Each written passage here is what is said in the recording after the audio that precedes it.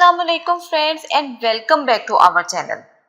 Friends, ये एक बहुत इम्पॉर्टेंट पॉइंट है कि हम अपने ब्रेन को किस तरह से हेल्दी बना सकते हैं।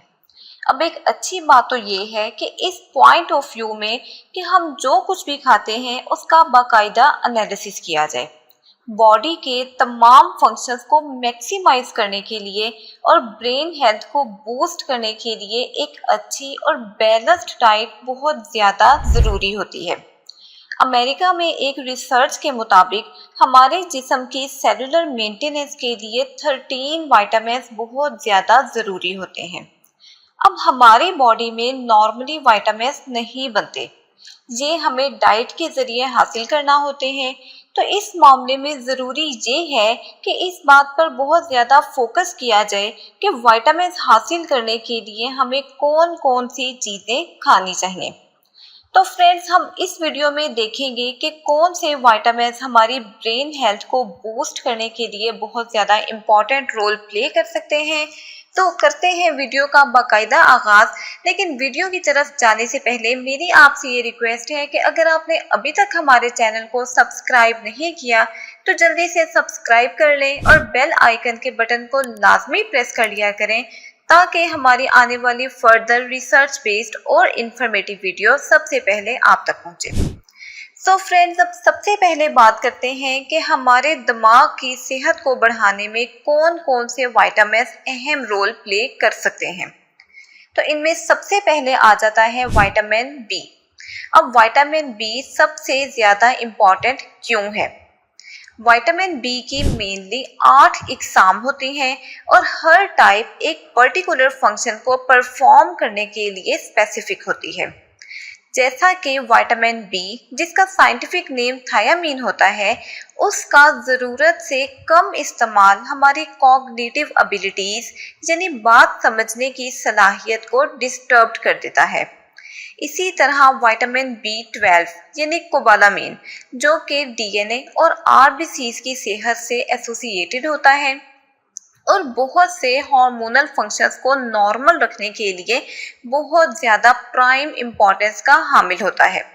अगर ये कम मिकदार में इस्तेमाल किया जाए या अगर हमारे डाइट के ज़रिए तो ये बॉडी में जा रहा है, लेकिन हमारी बॉडी में कोई ऐसी कॉम्प्लिकेशंस हुई हैं कि वो इसको प्रॉपरली यूटिलाइज नहीं कर पा रहा, तो इससे बहुत से हार्मोनल इम्बैलेंसेस और भूलने की बीमारी, जिसे आम जुबान में डिमेंशिया बोला जाता है, हो सकती है।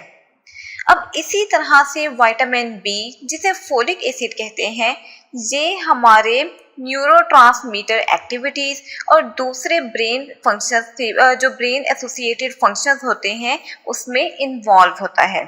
अब विटामिन बी 9 की कम मिकदार अगर इस्तेमाल की जाए तो ये हमारे अंदर डिफरेंट टाइप्स के मूड स्विंग्स को पैदा करने का बाइस बन सकता है। तो फ्रेंड्स, अब बात कर लेते हैं कि क्या तमाम विटामिन बी हमारी दिमाग के लिए इम्पॉर्टेंट रोल प्ले करते हैं, और अगर वाकई ही ये सारे हमारे ब्रेन हेल्थ के हवाले से इम्पॉर्टेंट हैं तो क्या इनकी इक्वल इम्पॉर्टेंस है या नहीं। तो फ्रेंड्स, कुछ विटामिन बी ऐसे होते हैं जो कि डायरेक्टली ब्रेन की सेहत से जुड़े होते हैं। जैसा कि हमने 3 विटामिन पहले डिस्कस किए, जिनमें विटामिन बी 1, बी 9 और विटामिन बी 12 शामिल थे। जबकि दूसरे विटामिन बी जिस्म के दूसरे इम्पॉर्टेंट काम करते हैं, जैसा कि आरबीसी फॉर्मेशन। तो अब बात कर लेते हैं कि एक अच्छी ब्रेन एक्टिविटी को सस्टेन करने के लिए विटामिन्स की रोज़ाना कितनी मिकदार लेनी चाहिए। अब ये पॉइंट बहुत इम्पॉर्टेंट है। हर शख्स का जिस्मानी निज़ाम दूसरे से बिल्कुल मुख्तलिफ होता है, हत्ता कि बहन भाइयों का भी बॉडी फंक्शन एक दूसरे से एंटायरली डिफरेंट बिहेव करता है। हमें अपने रोज़मर्रा खानों में हेल्दी और बैलेंस चीज़ों का इंतखाब करना चाहिए। अब हमें चाहिए कि खाने के मामले में ज़रूरत से ज़्यादा चूज़ी ना हो, यानी सिर्फ बीन्स इस्तेमाल ना करें या सिर्फ हम ग्रीन लीफी वेजिटेबल्स पर ना रहें, क्योंकि ऐसा करने से आप दीगर 7 किस्म के विटामिन्स को खो देते हैं। इसके अलावा आप तमाम विटामिन्स की रिकमेंडेड डेली डोजेस को जानने के लिए गूगल पर लिटरेचर भी पढ़ सकते हैं। अब बात करते हैं कि क्या विटामिन बी के कोई साइड इफ़ेक्ट्स भी हैं। तो फ्रेंड्स, अगर हम इनको रिकमेंडेड डोज से हटकर इस्तेमाल करते हैं तो इनके कुछ साइड इफेक्ट्स हो भी सकते हैं, जिसमें आमतौर पर आ जाता है हाइपोग्लाइसीमिया, इनफर्टिलिटी, नोजिया, वॉमिटिंग और रीनल स्टोन्स। तो फ्रेंड्स, ये जानना बहुत ज़रूरी है कि कौन सा विटामिन कब और कितनी मिकदार में इस्तेमाल किया जाए। हमारी बॉडी हमारी खाई हुई खुराक को ज़रूरत के वक्त एब्जॉर्ब करती है और बकिया रह जाने वाली ग़िज़ा एक्सक्रीशन के प्रोसेस के थ्रू जिस्म से एलिमिनेट हो जाती है। अगर विटामिन्स के हिसाब से बात करें तो ये मानना कि ज़्यादा विटामिन्स खाने से हमें ज़्यादा फ़ायदा होगा, ये जस्ट एक मिथ है। इसलिए विटामिन्स और दीगर तमाम सप्लीमेंट्स इस्तेमाल करने के लिए हमेशा उनकी रिकमेंडेड डोज के मुताबिक ही चलना चाहिए।